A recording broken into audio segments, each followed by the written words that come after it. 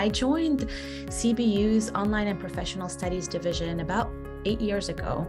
And at that time, when I joined the division, all of the online science courses, which were provided fully online, utilized virtual simulations. I saw that there's value in replicating that hands-on lab experience that I experienced when I was a traditional student. So I decided to move on to something a little bit different, to a hands-on lab kit that will allow the student to have hands-on experience wherever they reside and wherever they are located while taking this online course. I did think about a student-sourced lab kit, and that did not work out well because of my need for consistency in the course.